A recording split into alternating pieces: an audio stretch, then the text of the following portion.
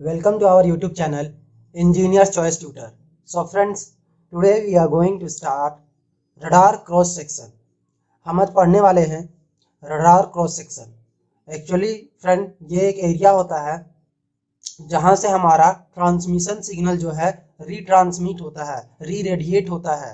कहां से? टारगेट से.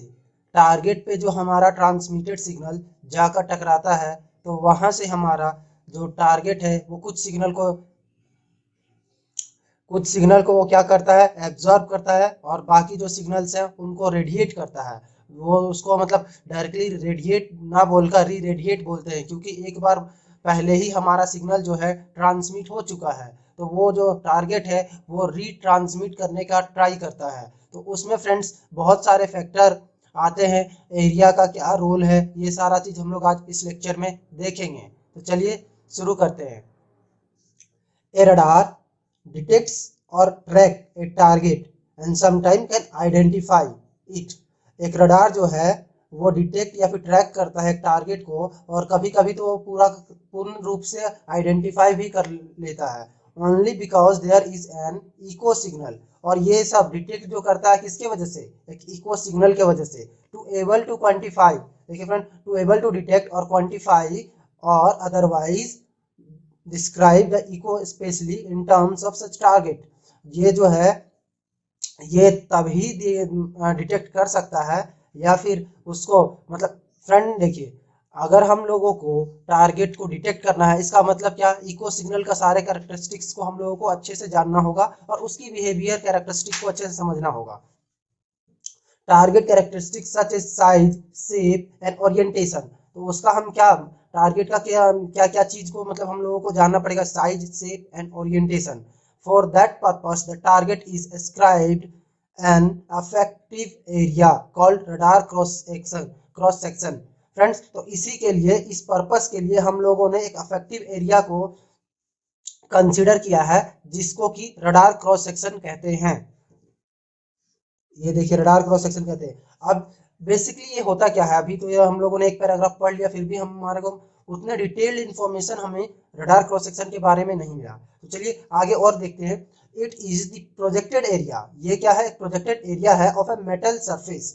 एक मेटल सरफेस का, जरूरी नहीं है मेटल हो, किसी और मटेरियल का भी हो सकता है. Which would return same echo signal as the target substituted as a sphere. मतलब हम यहाँ सब्स्टिट्यूशन हाइपोथेसिस यूज कर रहे हैं कि अगर टारगेट हमारा एक स्फीयर के तरह, मेटेलिक स्फीयर के तरह बिहेव मानते हम, एज्यूम करते हैं, तो उससे जो projected, it is projected area of metal sphere which would return the same echo signal. जो कि वही इको सिग्नल रिटर्न करेगा जो कि हम ट्रांसमिट कर रहे हैं.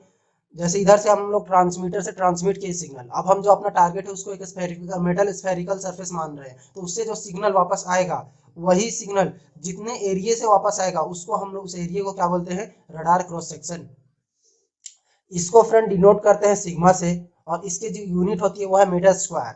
अब रडार की क्रॉस सेक्शन जो है बहुत सारे फैक्टर्स पे डिपेंड करती है. उनमें से कुछ मैंने यहाँ पॉइंट आउट किया है. जो टारगेट फिजिकल ज्योमेट्री है, टारगेट की फिजिकल ज्योमेट्री और एक्सटीरियर फीचर्स, मतलब किस चीज से बना है, उसकी टफनेस कितनी है, हार्डनेस कितनी है, किस मटेरियल से बना है, ये सारे चीजें, और किस शेप एंड साइज कैसा है. उसके बाद दूसरा जो है डायरेक्शन ऑफ इल्यूमिनेटिंग रडार. ये जो डायरेक्शन है ना, किस डायरेक्शन में बहुत ज्यादा इल्यूमिनेट कर रहा है, मतलब रेडिएट किस डायरेक्शन में ज्यादा कर रहा है, उस पे भी डिपेंड करता है. द रडार ट्रांसमीटर फ्रीक्वेंसी, ये जो रडार है ना, किस फ्रीक्वेंसी से सिग्नल को ट्रांसमिट कर रहा है. जो फोर्थ है द यूज्ड मटेरियल टाइप्स, ये जो टारगेट है वो टारगेट किस मटेरियल से बना हुआ है, इस पे भी डिपेंड करता है. ना फ्रेंड, अब सबसे जो इम्पोर्टेंट फैक्टर है वो ये है कि अगर हम रडार थ्योरेटिकल तो हम समझ लिए कि क्रॉस सेक्शन को कैसे डिफाइन किया जाता है और होता क्या है, किस चीज पे डिपेंड करता है. But now when it comes to mathematical equation, तो मैथमेटिकली जो रडार क्रॉस सेक्शन है वो क्या होता है? Measure of target ability to reflect radar signal. ये होता है मेजरमेंट कि टारगेट का क्या एबिलिटी है रेडिएट करने का इन डायरेक्शन ऑफ रडार रिसीवर. मतलब फ्रेंड इसको अगर अच्छे से समझें तो ये मान लीजिए ये रडार है, ये रडार है, और ये हमारा कोई एक टारगेट है. ठीक है, टारगेट है, तो ये यहाँ सिग्नल ट्रांसमिट किया. अब ये टारगेट का कितना एबिलिटी है कि ये जो टारगेट सिग्नल को एब्जॉर्व किया उसके बाद इसमें कितना क्षमता है, what is the ability to radiate, मतलब कि दोबारा यहाँ से रडार की तरफ जाने का क्या इसकी एबिलिटी है, उस एबिलिटी को हम लोग क्या बोलते हैं, उस एबिलिटी को हम लोग आरसीएस बोलते हैं। और वो एबिलिटी किस पर डिपेंड करेगी, ये एरिया, जितने एरिया से वो री रेडिएट हो रही है। और क्या friends, it is measure of ratio, ये मेजर होता है रेशियो का, किसका, ratio of back scatter density, मतलब ये जो दोबारा वापस इको सिग्नल आया उसकी density in the direction of radar receiver, मतलब टारगेट से रिसीवर तक का जो भी सिग्नल रेडिएट हो रहा था उसकी density to the power density that is intercepted by the radar, sorry by the target to the, मतलब उतना, मान लीजिए ये जो सिग्नल है ना, मान लीजिए ये सिग्नल ये पूरा यहाँ तक इंटरसेप्ट किया, मतलब ये सिग्नल यहाँ से जाके स्ट्रक कर रहा है, इस पूरे एरिया में स्ट्रक कर रहा है, बट रेडिएट कहाँ से हो रहा है, बस और बस आगे का जो थोड़ा सा हिस्सा है उससे रेडिएट हो रहा है। तो ये जो जिस हिस्सा से रेडिएट हो रहा है उसका, और जितना ये कवर किया, जितना ट्रांसमीटर सिग्नल टकराया टारगेट से, इन दोनों के रेशियो को क्या बोलते हैं, इन दोनों के रेशियो को हम लोग आरसीएस बोलते हैं। अब मैथमेटिकली अगर हम ड्राइव करना चाहें तो सबसे पहले हम कंसिडर करते हैं पावर डेंसिटी किसी भी एक इंसिडेंट वेव एक टारगेट पे मतलब एक particular range away from the radar, इसको हम लोग पीडीआई मानते हैं। पीडीआई क्या है फ्रेंड, मान लीजिए ये एक फिगर कंसिडर करते हैं, ये रडार है, ये हमारा टारगेट है, ये आर रेंज पे ये ट्रांसमिट कर रहा है सिग्नल, तो इसके कारण जो हमारा लेट पावर डेंसिटी जो है, इसकी जो पावर डेंसिटी है जिसको पीडीआई बोलते हैं, इसको हम लोग अगर इसको निकालना चाहें तो पीडीआई जो हमारा है, the amount of reflected power from the target, कितना अमाउंट रिफ्लेक्ट करता है, amount of reflected power from the target, मतलब यहाँ से अब कितना पावर रिफ्लेक्ट करेगा, अगर उसको निकालना चाहें तो देखिए ये जो जा रहा है ना, कितना एरिया में, मान लीजिए ये सिग्मा एरिया से टकराया, ओके, सिग्मा एरिया से टकराया, तो इसकी रिफ्लेक्टेड पावर अगर निकालना चाहें तो सिग्मा इंटू पी डी आई बोल सकते हैं। अब फ्रेंड ये तो निकाल लिए sigma into P D I, ये हमारा क्या निकल गया, रिफ्लेक्टेड पावर। अब मान लीजिए हम यहाँ मान रहे हैं कि ये जो हमारा पी डी आर है ये पावर डेंसिटी ऑफ स्कैटरर वेव है एट रिसीविंग एंटीना, मतलब रिसीविंग एंटीना पे, ये देखिए ये जो रिसीविंग एंटीना है ना, यहाँ पे ये रिसीवर एंटीना अगर मानेंगे तो ये रिसीविंग एंटीना पे अगर receiving power density P D are से डिनोट करते हैं, पी डी आर से, तो अगर हमको रिसीविंग पावर डेंसिटी निकालना होगा पी डी आर, तब हम इसको पी आर अपॉन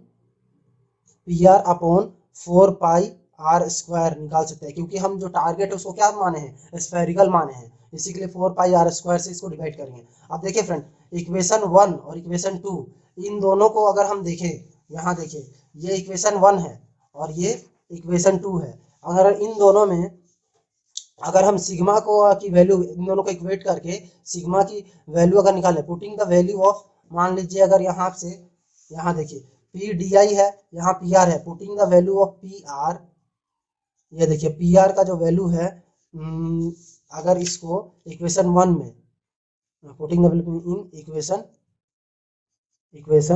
1, अगर इक्वेशन 1 में पुट करते हैं तो हमारा जो वैल्यू निकल कर कितना आएगा, ये कुछ फ्रेंड ऐसा आएगा, 4 pi R square P D R upon P D I, ये हमारा आरसीएस का वैल्यू है फ्रेंड। अब देखिए फ्रेंड, ये तो है एक जनरल कोई भी एक अफेक्टिव एरिया, मतलब गिवन एरिया में का क्रॉस सेक्शन निकाले तो निकल गया, बट प्रैक्टिकली ऐसा होता नहीं है। प्रैक्टिकली अगर हम समझें कि जो हमारा टारगेट है वो कुछ दूर पे है, बहुत दूर पे, मतलब फार रेंज में है, तो स्केटर्ड वेव जो है वो स्फेरिकल ना होकर वो कैसा, scattered wave receive by antenna और प्लेनर, वो एक प्लेनर वेव की तरह मतलब मिलेगा। और उस केस में हम क्या करते हैं, जो रेंज है वो टेंड्स टू इन्फिनिटी होता है, और उस केस में अगर हम निकाले तो उस केस में हमारा जो सिग्मा निकलता है वो कुछ ऐसा निकलेगा, 4 पाई आर स्क्वायर, और यहाँ लिमिट क्या है, आर टेंड्स टू इन्फिनिटी हो जाएगा, आर टेंड्स टू इन्फिनिटी, और यहाँ पे P D R upon P D I, where P D R क्या है, पावर डेंसिटी एट रिसीवर, और पी डी आई क्या है, पावर डेंसिटी एट ट्रांसमीटर। ये हमारा आरसीएस की प्योर मैथमेटिकल डेफिनेशन हुई। अब यहाँ से आरसीएस जो है, जो कि यहाँ डिफाइन किया गया है, वो क्या रिफर करता है, ये जो है ना मोनोस्टैटिक कंडीशन को रिफर करता है, मोनोस्टैटिक आरसीएस है। अब मोनोस्टैटिक क्या होता है, बायोस्टैटिक क्या होता है, अभी हम तुरंत समझने वाले हैं। द बैक स्कैटर्ड आरसीएस और सिंपली टारगेट आरसीएस, इस इक्वेशन को हम लोग मोनोस्टैटिक आरसीएस भी बोलते हैं, बैक स्कैटर्ड आरसीएस भी बोलते हैं और सिंपली टारगेट आरसीएस भी बोलते हैं। अब फ्रेंड, एक स्फेरिकल कोऑर्डिनेट सिस्टम के लिए जिसका की रेंज रो है और जो दो फेज में मतलब दो अलग अलग डायरेक्शन में, एक में थीटा और एक में फाई एंगल है, तो रेंज रो जो है जो किसका फंक्शन है, थीटा, मतलब एक्स डायरेक्शन की। और जैसे देखिए फ्रेंड, जो हमारा सर्कुलर हमारा जो सिस्टम होता है उसमें क्या होता है, तीन पैरामीटर होते हैं, रो थीटा फाई, ये तीन डायरेक्शन में मतलब होते हैं, एक्स वाई जेड डायरेक्शन में। तो अगर हमारा रेंज जो है वो जो दो बाकी डायरेक्शन हैं उनके एंगल का फंक्शन है, तो अगर हम यहाँ पे जो दोनों एंगल है उनको इंसिडेंट वेव के लिए और स्कैटर्ड वेव के लिए, दोनों के लिए अलग अलग कंसीडर करेंगे। फॉर एग्जांपल थीटा आई और फाई आई, ये क्या है, direction of propagation of incident wave, और थीटा एस और फाई एस, ये क्या है, direction of propagation of scattered wave. तो इस केस में हमारा जो मैथमेटिकल आरसीएस है, ये अगर हम मोनोस्टैटिक तब होगा जब हम डिफाइन करेंगे, जब हमारा ये थीटा एस जो है ना, स्कैटर्ड थीटा और इंसिडेंट थीटा, मतलब एक्स डायरेक्शन के, और जो वेव का एंगल होगा वो इंसिडेंट वेव का एंगल और रिफ्लेक्टेड और स्कैटर्ड वेव का एंगल एक्स डायरेक्शन में दोनों अगर सेम रहे तब, और जो रिफ्लेक्टेड, ये जो जेड डायरेक्शन में है ना, स्कैटर्ड वेव का जेड डायरेक्शन का एंगल और रिफ्लेक्टेड चाहे इंसिडेंट वेव का जेड डायरेक्शन में एंगल, अगर ये दोनों सेम रहता है, ये दोनों कंडीशन अगर मानते हैं, तो उस केस में हम आरसीएस को क्या बोलते हैं, मोनोस्टैटिक। बट अगर ये दोनों इक्वल नहीं होता है, तो उस केस में हम यहाँ इसको बोलते हैं आरसीएस हमारा क्या है, बाइस्टैटिक है। और इसी तरह से अगर हम एक सर्कुलर सिस्टम में हम टोटल स्कैटर्ड आरसीएस निकाले, तो ये हमारा कुछ ऐसा दिया जाता है, 1/4 पाई इंटीग्रेशन, ये देखिए फ्रेंड, फाई एस बराबर 0 से ये टोटल 2 पाई 380 डिग्री रोटेट होगा, और ये और एक theta S equal to 0 to pi. Okay, उसके बाद यहाँ पे सिग्मा, और ये सिग्मा किसका फंक्शन होगा, थीटा एस और फाई एस का, और यहाँ पे ये आएगा साइन थीटा एस, और ये आपका हो जाएगा D theta upon D phi S S. ये आपका फाइनल जो है सर्कुलर वेव का इक्वेशन आया। तो ये हमारा आज का लेक्चर था friend. Thank you very much. If you like the video then please share and subscribe.